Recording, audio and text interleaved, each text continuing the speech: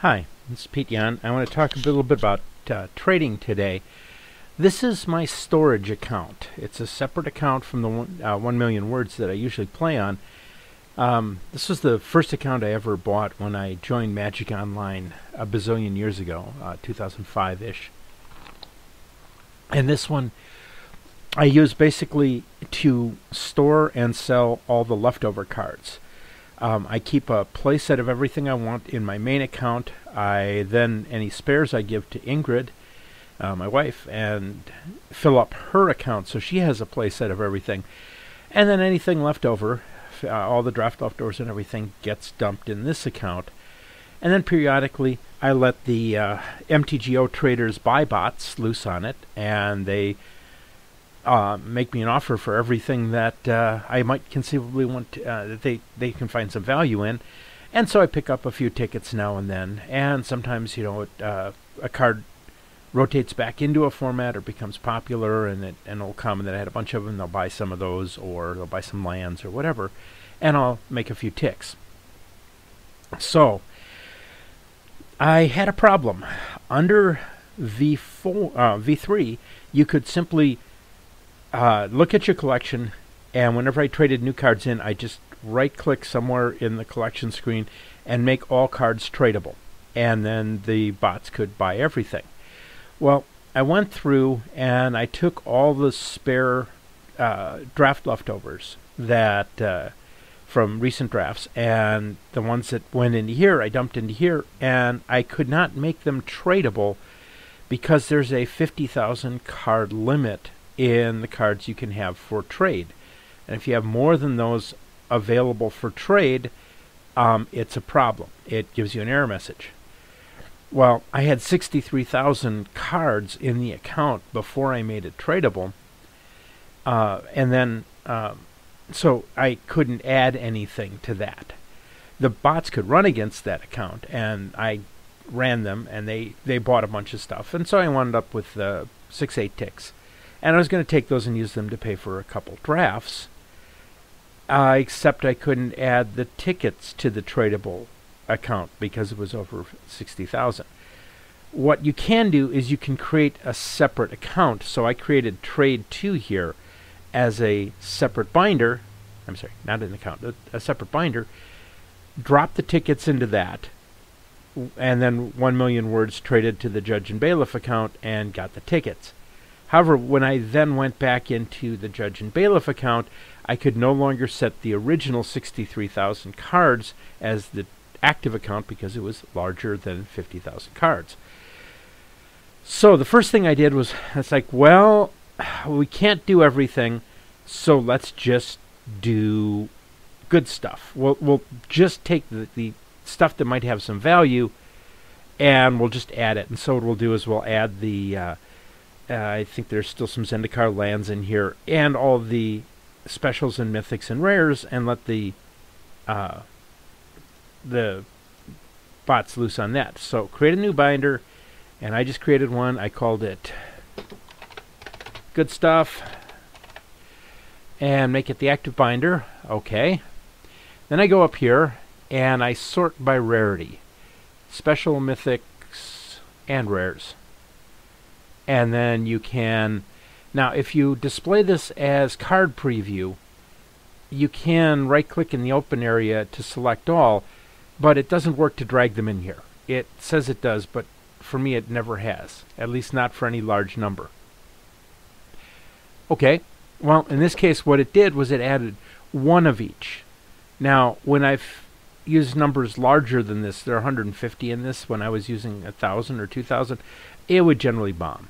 And I should mention that this is the game system. While it's not a super powerhouse, it is the one I use to play Guild Wars and other online games, and it's a fine gaming machine.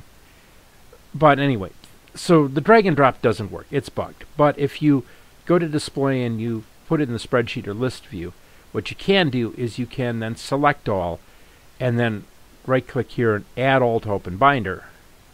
And I should have changed this over to spreadsheet view too.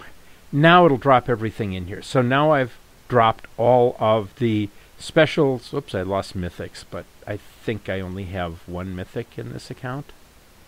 A time warp. Interesting. There is a time warp in this account. I wonder what happened to it. So let's just reset all filters. Find the time warp.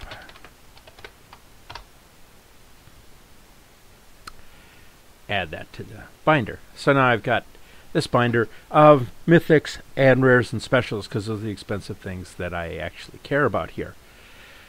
However, if you actually look at this, and we'll go back to list view, you'll notice that my good stuff binder here isn't all rares, mythics, and specials. I've got stuff like Anaba Spirit Crafter. And should pop up the preview window or something, but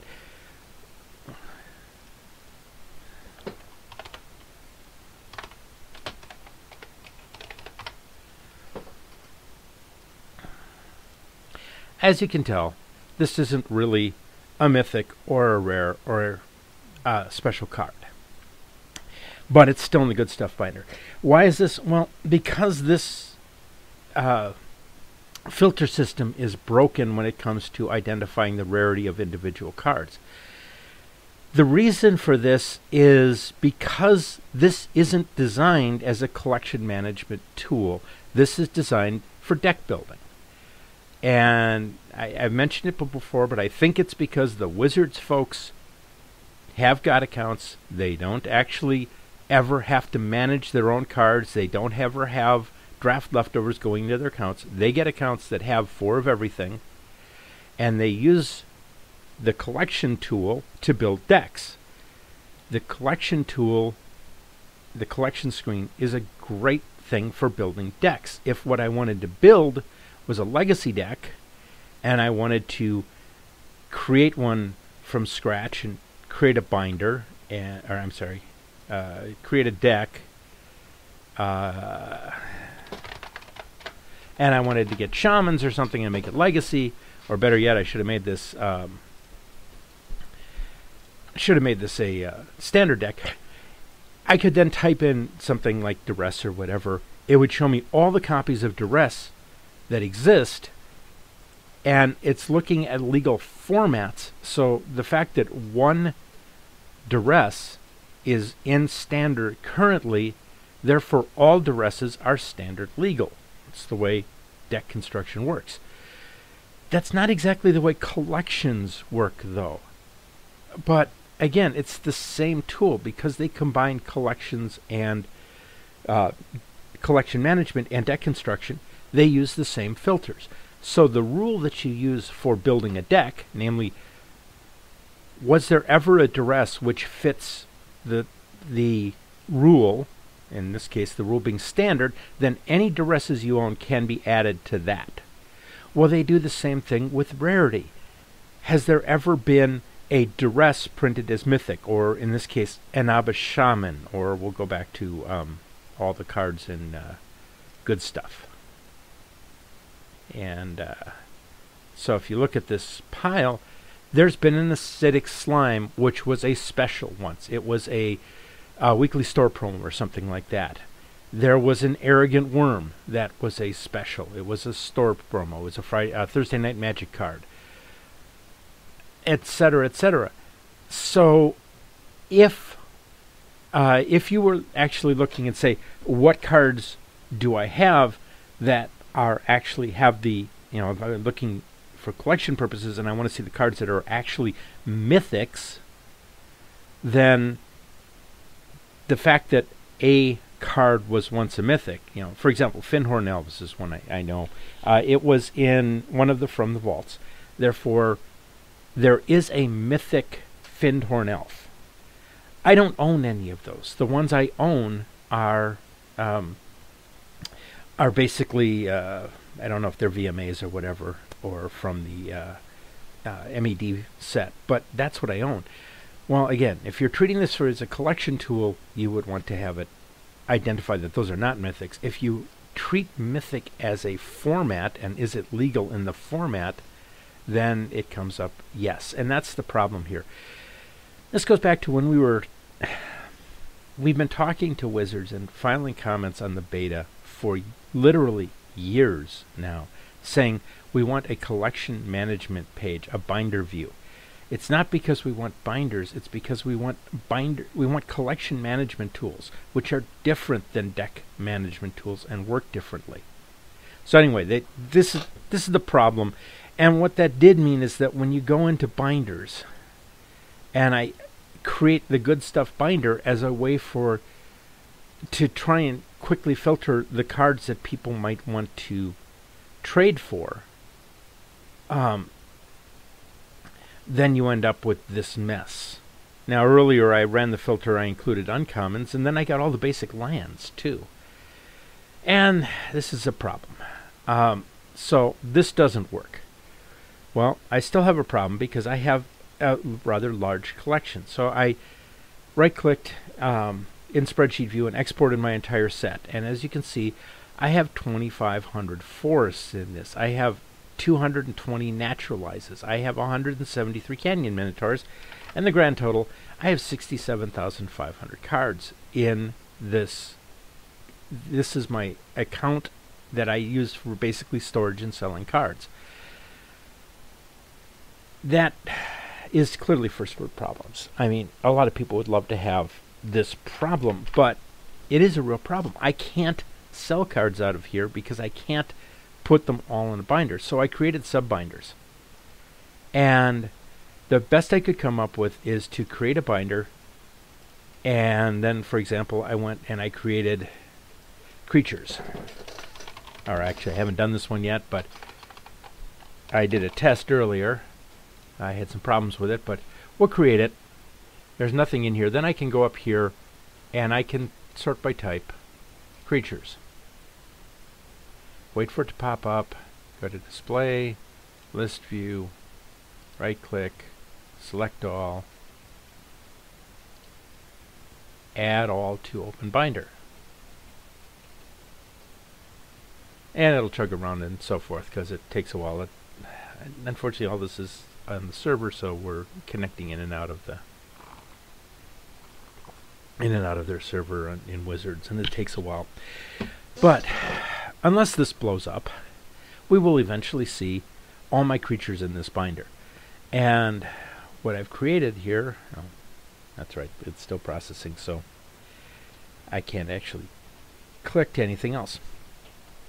So anyway, what I've created is I've created a binder for lands, I've created a binder for creatures, created a binder for each type of card, and then I've dumped just those type of cards in here, and now I can go and have MTGO traders buybot, and tell you there's buybots 1 through 5, I think, right now. So whichever one is available, I simply grab them and drop them into creatures, or trade with them with creatures active, and they can get my entire 1,200 or 1,100 creatures. They can search 11,000 creatures, search through it, buy whatever they need, give me the tickets, and then I can change and make lands active and open a trade with them, and they will buy whatever lands they need.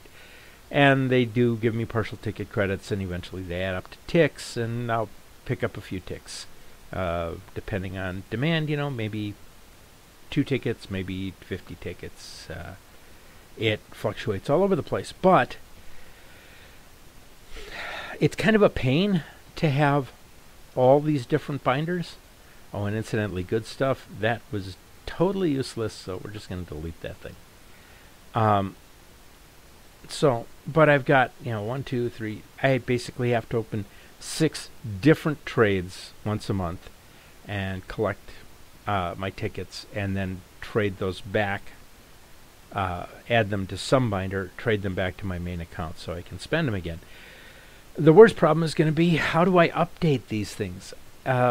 When I get new cards in, they don't automatically drop into these. I can't add all the new ones because they don't identify as new ones. I think what I have to do is I have to delete all these sub-binders and manually create all 6 of them again, one at a time, and then trade each of them. And not my favorite, but I think I can probably get down to the point where I'm doing this in an hour or so. So once a week I'll do an hour. But, there's some other things with this program. Here's a good one. I don't know why there's a little yellow triangle with an exclamation point here in the enchantments binder. Unfortunately, right-clicking, left-clicking, hovering, none of that will bring up any explanation of why that's there. It could be because the total number of cards that is for trade is higher than 50,000 if you count all the binders, and that's a problem. Maybe. I'm speculating because I don't know. Let's take a look at creatures. Does it have the little triangle? No. It's just in enchantments, and I don't know why. The other thing I thought of is that I actually let the trade binders loose in enchantments, and they bought a few things. So maybe it thinks that since you don't actually own all the cards that were once in your binder, that's an error, but it's a trade binder. That's the way it's supposed to work.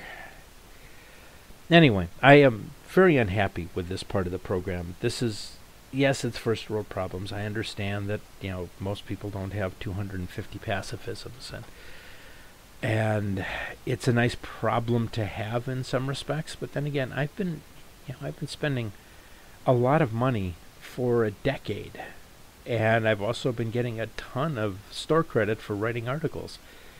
I have spent a ton of money on Wizards programs, and the result is that I can't sell my cards, and it makes it tough to continue drafting if I can't sell the leftovers.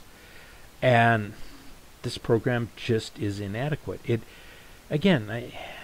Looping around and coming back to this, but here's the point. We've always asked for deck building tools that build decks and collection management tools that allow you to manage your collection. And they combine these two in here, and we kept telling them, no, we need a binder view, and we don't need a binder view because we want to look at a binder display of our cards. We need a binder view because the binder screen, or however you want to call it, the collection screen and the deck building screen, however you want to split those two out, the deck building tools should help you build decks, and they should handle decks. The collection tools should handle managing your collections, making things available to trade, and so forth. Those should not be the same. You should not combine those two, because if you try and apply the same tools and do the same thing, it's like I, at times, have used a microscope. It's a very delicate device used to look at small things. It's very fragile. You have to treat it gently. I have also used a sledgehammer to break concrete. It's a big, heavy tool that takes a lot of abuse. It is possible to build a combination sledgehammer and microscope, but it's not a good plan. They're different tools. They are treated differently. They should be separate. And that's the same lesson Wizards should have gotten out of the collection. And out of all the feedback we gave them over all the years that the V4 was in beta.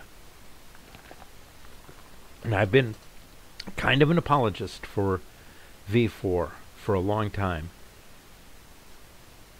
And a lot of the areas that I use the deck builder as a deck builder functions, the draft viewer, and you can draft with it. Those portions, gameplay works, the rules work, all that stuff is fine.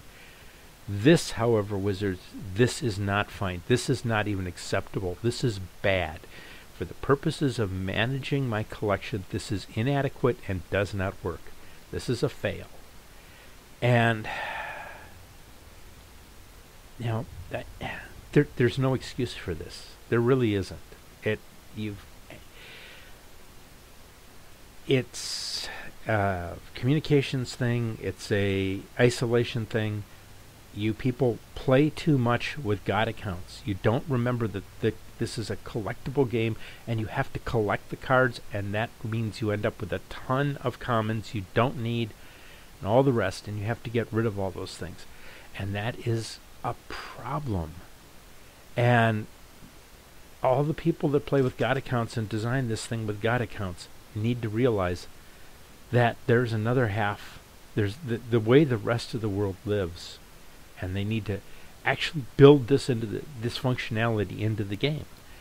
I wasted a bunch of hours on this, and I'm still ranting on this, but I wasted a bunch of hours probably in preparation for this. I watched all the videos, I played around. I probably spent 12 hours on these screens, the trade screens and so forth, trying to find ways to make this work and try and find out if there's some trick I'm missing. Sure, there are many that I'm missing. There's no decent tutorial or decent instructions, no help screens, no hover over help, none of that stuff that you get with most normal programs. It's just a royal pain to work with, and this one's a fail. So I hate to say it, but after spending a bunch of time on this and working on how to make this work and trying to get everything traded and then making this video, I think I'm going to go hang up MTGO and go play something else that doesn't make me as frustrated as this does.